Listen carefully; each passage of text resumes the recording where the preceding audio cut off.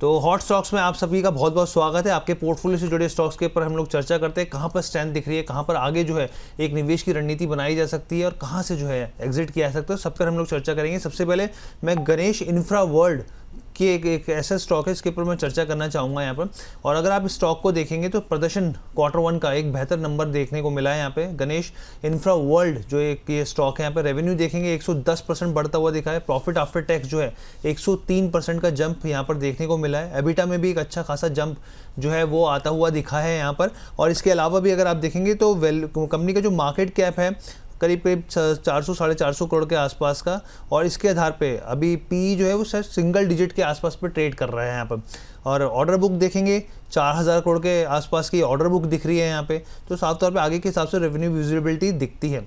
आप हितेश जी, इसके क्या वैल्यूएशन आकर्षक लग रहे हैं आपको स्टॉक में? नंबर्स कैसे देख रहे हैं आप स्टॉक को? गणेश जी, मैं वैल्यूएशन के पर्सपेक्टिव से कमेंट तो नहीं कर पाऊंगा, बट लेकिन अगर मैं टेक्निकल पैरामीटर्स में गणेश इंफ्रा की बात करूं तो स्टॉक पिछले कुछ समय से एक बहुत ही एस्टैब्लिश डाउन ट्रेंड में ट्रेड कर रहा है। बट लेकिन अभी अगर हम देखें तो स्टॉक ने एक बहुत अच्छा बेसिक फॉर्मेशन अपने हायर टाइम फ्रेम चार्ट्स पे बनाने की कोशिश करी है। तो अगर किसी भी रीजन से स्टॉक में अगर 110 115 के ऊपर के लेवल्स के ऊपर 115 120 के लेवल्स के ऊपर हमें एक ब्रेकआउट देखने मिलता है, तो हम कंफर्म कर सकते हैं जो कि स्टॉक में एक ट्रेंड रिवर्सल हो गया है। जब तक हमें एक 115 120 के लेवल्स के ऊपर ब्रेकआउट नहीं देखने मिलता है तो स्टॉक अपने एस्टैब्लिश डाउन ट्रेंड में ही रहता है और उस स्टॉक में निवेश की सलाह नहीं बन रही है। ठीक है, तो अभी जो है यहाँ पे जो है राय जो है निवेश की सलाह नहीं बन रही है यहाँ पे। अब हम लोग आगे बढ़ेंगे यहाँ पर, और एक स्टॉक्स की मैं बात करना चाहूँगा गेल को लेकर, क्योंकि गेल के रिजल्ट्स आए हैं यहाँ पर और गेल के रिजल्ट्स को आपको यहाँ पर देखना चाहिए यहाँ पे। और नतीजे जो हैं वो बेहतर नंबर दिखा रहे हैं यहाँ पे। अगर गेल के रिजल्ट्स को देखेंगे, रेवेन्यू में करीब 12% का जंप देखने को मिलेगा यहाँ पे। एबिटा जो है वो बढ़ता हुआ दिखा है यहाँ पे, पिछली तिमाही के हिसाब से काफ़ी अच्छा जंप जो है कामकाजी मुनाफे में आता हुआ दिखा है। मार्जिन्स में भी देखिए 3.3% से बढ़कर जो है 16.4% जो है वो आते हुए दिखाएं। और इसमें एक और इम्पॉर्टेंट चीज़ है, कॉनकन LNG जो है उसमें जो है यहाँ पर कंपनी के जो है वो विलय होता हुआ दिख रहा है, यहाँ पे मर्जर होता हुआ दिख रहा है। बेसिकली गेल के बोर्ड ने जो कॉनकन है LNG उस पर मर्जर की मंजूरी दे दी है और ये 100% होली ओन सब्सिडी सहायक कंपनी हो गई है। यहाँ पे महाराष्ट्र के धाबोल में जो है बेसिकली LNG रीगैसिफिकेशन टर्मिनल जो है वो ऑपरेशनल करती है कॉनकन LNG। अब मैं लोकेश सर आपसे समझना चाहूँगा ये रिजल्ट्स कैसे हैं और इसके बाद जिस तरीके से ये मर्जर की खबरें हैं, इसको ओवरऑल अगर स्ट्रक्चर को जोड़ा जाए तो क्या कहानी बनती हुई दिख रही है?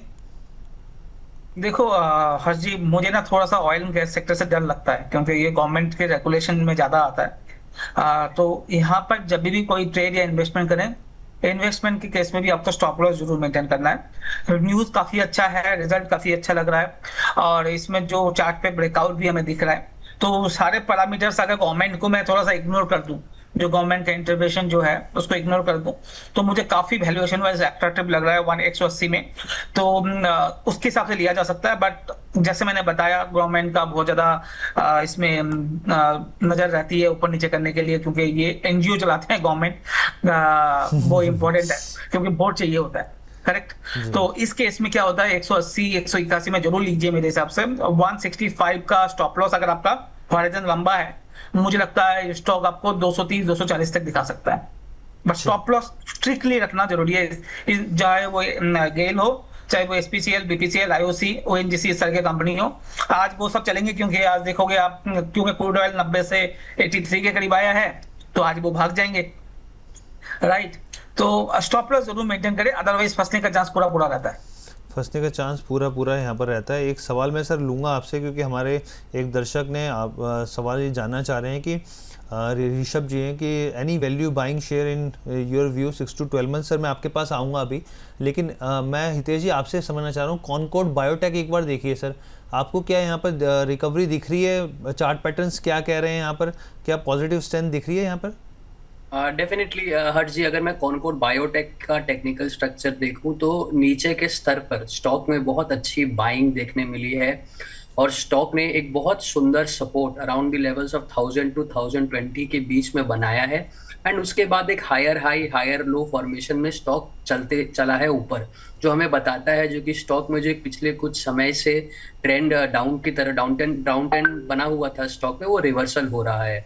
और स्टॉक ने 1230 1250 के ऊपर एक स्विंग ब्रेकआउट भी दिया है, जिस लेवल को स्टॉक ने अभी रिसेंटली 20 जुलाई 23 जुलाई के बीच में रीटेस्ट भी किया है।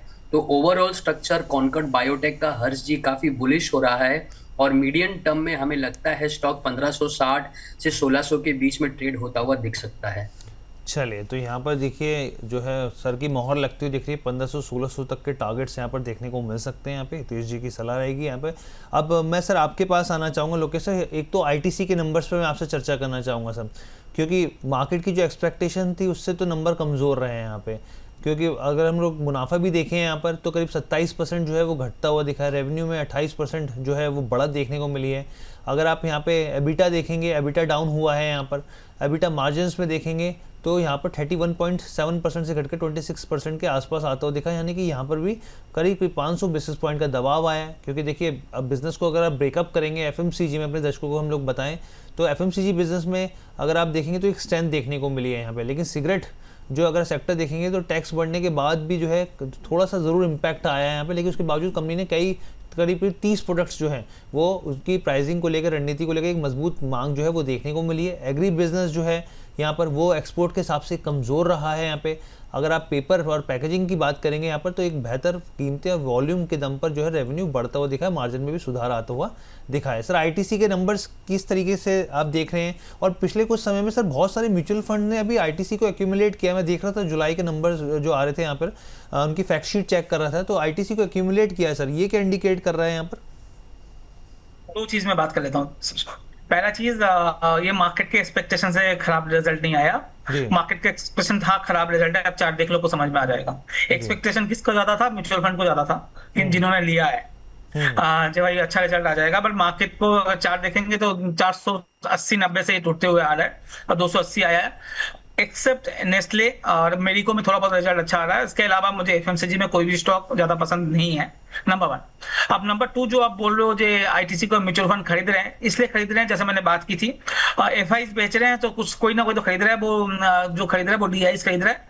खाली आईटीसी नहीं, जितने भी बड़े शेयर है, आप देखो एचडीएफसी देख लो, आप देख लो रिलायंस, आप देख लो एशियन पेंट्स, आप देख लो आईटीसी, आप देख लो जितने भी बड़े शेयर है जहाँ एफआईज ने बेचा है, उसका माल जो ऑब्जर्व हुआ है वो म्यूचुअल फंड ने किया, इसलिए आपको ये ज्यादा होते हुए दिख रहा है। और जब एफआई वापस खरीदने आएंगे तो शायद म्यूचुअल फंड वाले कम भी कर लेंगे, तो उसमें मत जाइए। बट अभी के लिए मुझे एफएमसीजी स्टॉक में कोई भी अच्छा मूवमेंट नहीं दिख रहा, 1-2 शेयर जो मैंने नाम लिया उसके अलावा। ठीक है, तो अभी सर आईटीसी में फिर पसंद नहीं आ रहा आपको भी? नहीं, कहीं पे भी पसंद नहीं आ रहा। ठीक है सर, चलिए बीएलएम माला मैम भी जुड़ गई हैं। गुड मॉर्निंग मैम, बहुत बहुत धन्यवाद अपना समय देने के लिए मैम।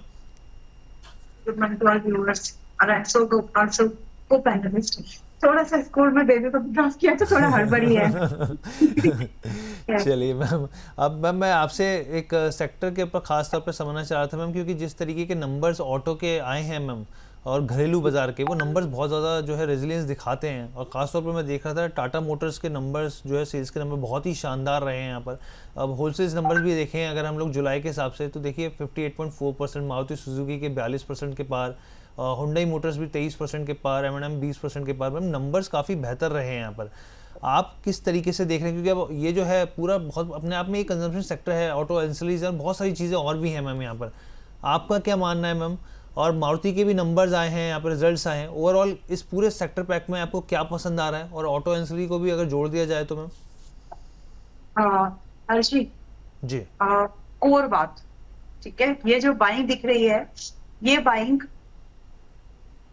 जी, ये जो फेयर अभी हम लोगों ने वॉर की वजह से फेस किया वो तो था ही, साथ में जो पॉलिसी बदल रही है जिसकी वजह से बहुत लोगों में अब कोर यही है दैट पीपल वांट, जैसे दुनिया चाहते हैं ना China +1, वैसे ही जहां तक पॉसिबल है डीजल पेट्रोल +1 की जो पॉलिसी है इस समय लोगों के अंदर ये है। अब इसको मैं इससे सरल शब्दों में समझा नहीं सकती थी।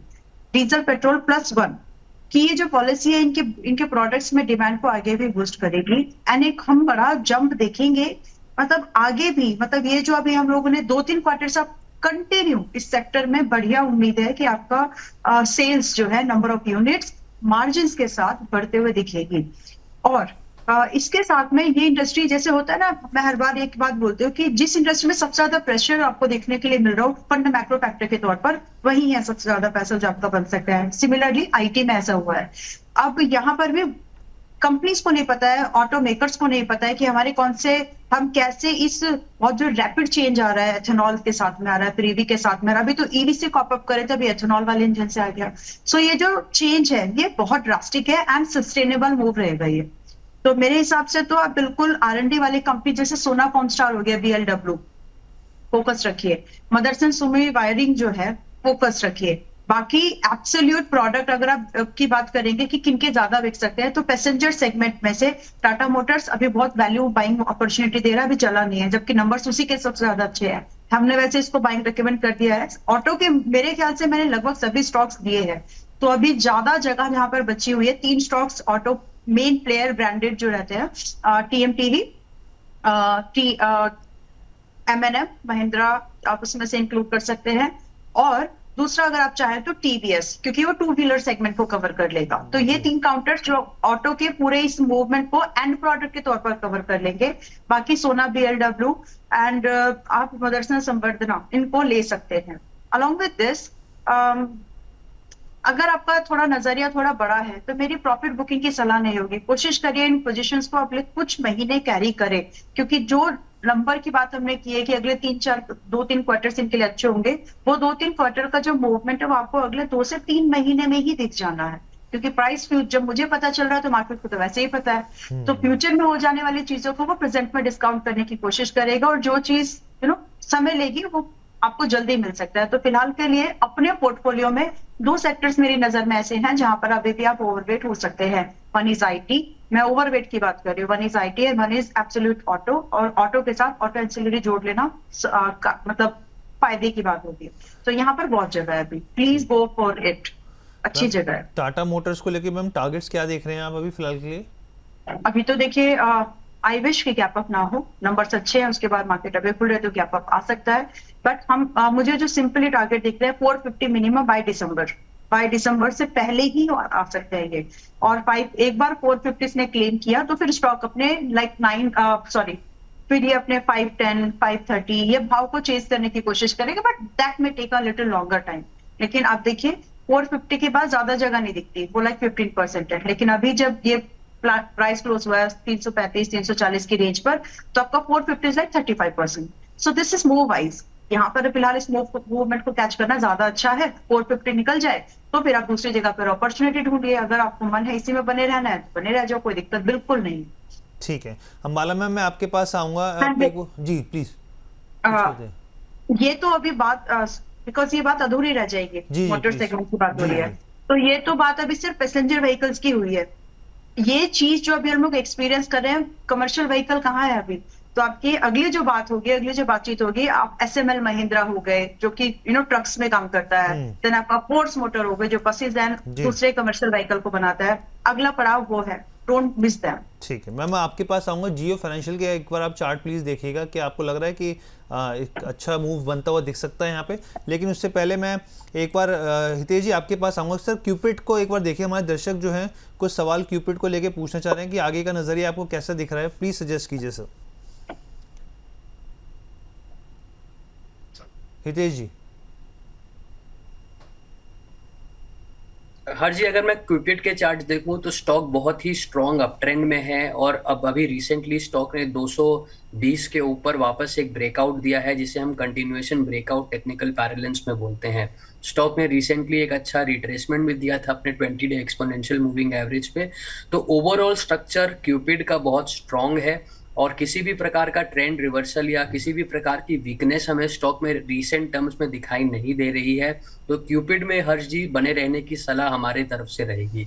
चलिए, तो देखिए यहाँ पर क्यूपिड को लेकर हो गया यहाँ पर। अब मैं लोकेश सर के पास आना चाहूँगा। यहाँ पे लोकेश सर से कुछ चीज़ें समझना चाहूँगा। लोकेश सर, मैं चाहूँगा कि क्योंकि दर्शक का सवाल था, आपसे बोला था, क्योंकि वो पूछना चाहते कि सर 6 से 12 महीने के लिए प्लीज़ सजेस्ट कीजिए कुछ वैल्यू बाइंग स्टॉक्स।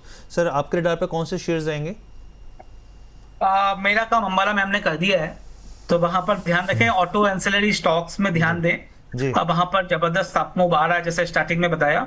इसके अलावा अगर मैं एक दो सेक्टर और ऐड कर दूं, केमिकल सेक्टर में ब्रेकआउट है, वो भी ऑटो के साथ ही रिलेटेड है। अब जी। जैसे उन्होंने बोला +1, ये नया टर्म है मेरे लिए भी, +1 ऑन पेट्रोल एंड डीजल, जी। करेक्ट। तो इसमें क्या आता है, मेनली आता है ईवी।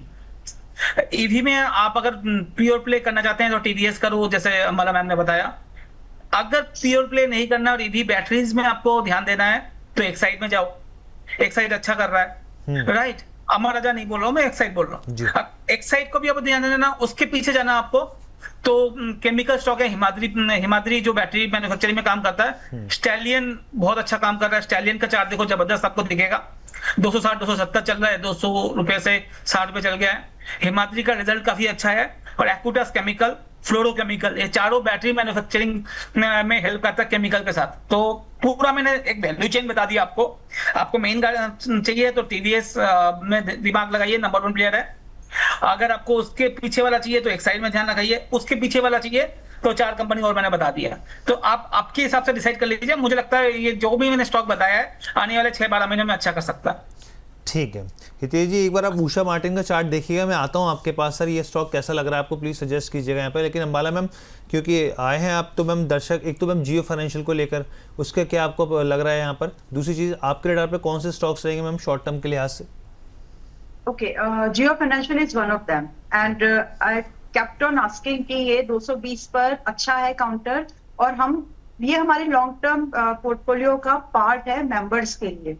3-4 महीने हो चुके हैं तब रिकमेंड किया था, एंड उनको पहले से बताया कि अगर 190 भी आए तो हम वहां पर ऐड करेंगे। और हमारा जो कन्विक्शन कॉल है, जो मतलब जो हम देख पा रहे हैं यहाँ पर, जो रिकमेंडेशन है कि इस साल आते आते करीब करीब 310 तक तो 320 तक तो है ही। एंड सो फॉर यू, अगर आप लोग चाहें तो अभी 250 के पास में है, राउंड फिगर किया है मैंने, तो 310 के टारगेट के लिए इस साल कैलेंडर ईयर के लिए आप इसमें अपॉर्चुनिटी ढूंढ सकते हैं। But I am kind of quite convinced कि ये 450 के पार है अगले 1 से 2 साल के अंदर। उसमें से 3 महीने हो गए हैं, तो अभी बहुत लंबा समय नहीं है। अगर आप यहाँ से एंट्री बनाते हैं तो एक मिनिमम टारगेट 350 और बहुत एग्रेसिव टारगेट अप टू 450 तो मुझे लगते हैं कि अगले 4 क्वार्टर्स पे, 4 तिमाही में आ सकते हैं।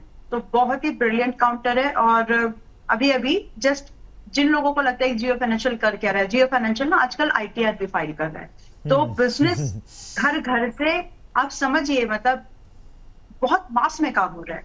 एक मौका है, वैल्यूएशन डिस्कम्फर्ट था एक समय पर, वो अभी टूट कर प्राइस ने वो कवर अप कर लिया। प्राइस एक्शन जो प्राइस करेक्शन जो होना था हो चुका है। Jio financial is one of them. Another one is ACE construction. अभी हम बात ही कर रहे थे कि कमर्शियल व्हीकल्स में भी तो ये सब लगेगा। तो ये कंपनी बनाती है वो इक्विपमेंट्स है, सप्लाई चेन इसकी काफी बड़ी है, मतलब जो उसके क्लाइंटेल है बहुत डाइवर्सिफाइड है।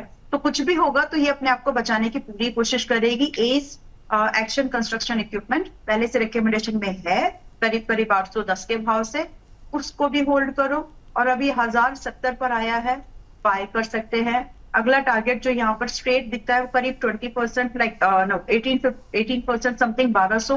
उसके बाद प्लीज होल्ड 1500 के टारगेट के लिए, और जंप 6 महीने के अंदर आ जाना चाहिए। तो एस कंस्ट्रक्शन, ये 2 काउंटर है, Jio financial and ACE construction, action construction, ये दोनों काउंटर ठीक लग रहे हैं।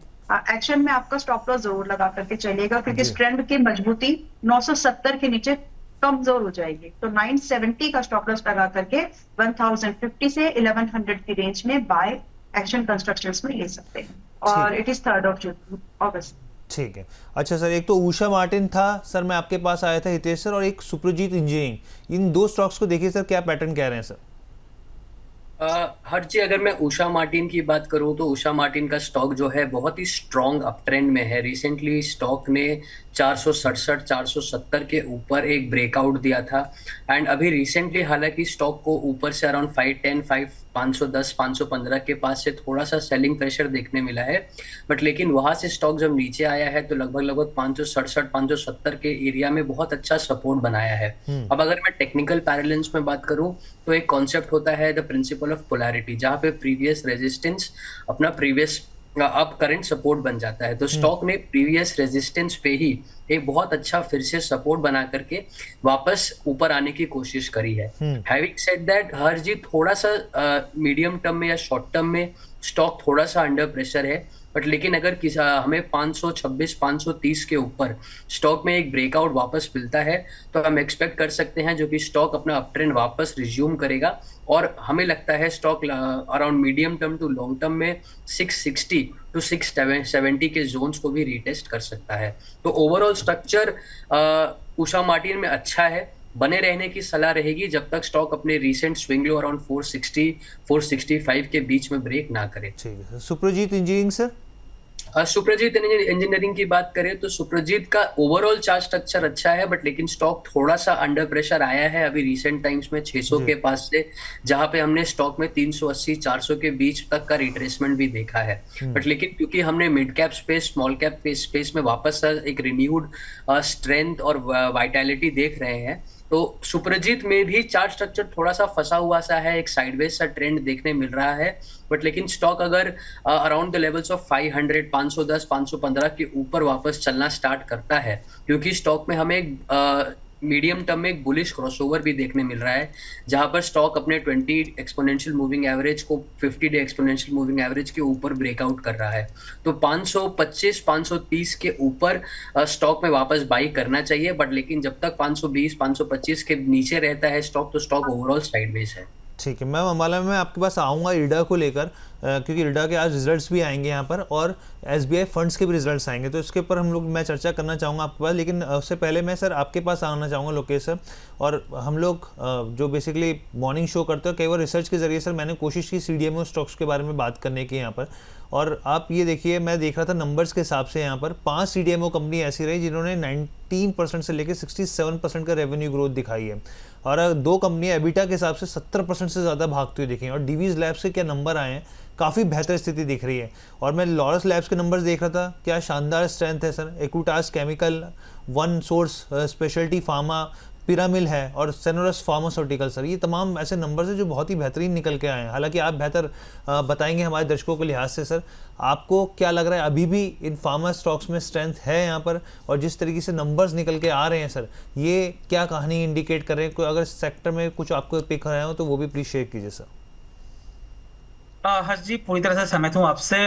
1-2 क्वार्टर से मुझे CDMO बिजनेस अच्छा लग रहा है, और ये ट्रेंड रिवर्सल है। ये अभी जस्ट अब क्या होता है, मार्केट ना बहुत तेजी से कुछ इसको ले लेते हैं, जैसे अम्बाला मैम ने बताया। जब मार्केट को पता चलता है तो बहुत तेजी से उस चीज को कैप्चर कर लेता है।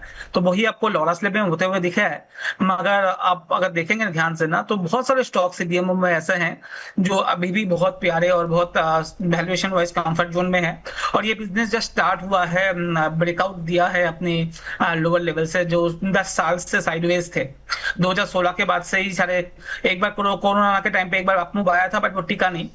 तो अब ये 10 साल के बाद का ब्रेकआउट है, तो मुझे लगता है 2-3 साल का ये ट्रेंड हो सकता है, एटलीस्ट 1-1.5-2 साल 2027-28 तक का ये ट्रेंड हो सकता है। तो अच्छे CDMO स्टॉक चुने और उसमें ट्रेड ना करके इन्वेस्ट करेंगे तो बहुत पैसा बनेगा।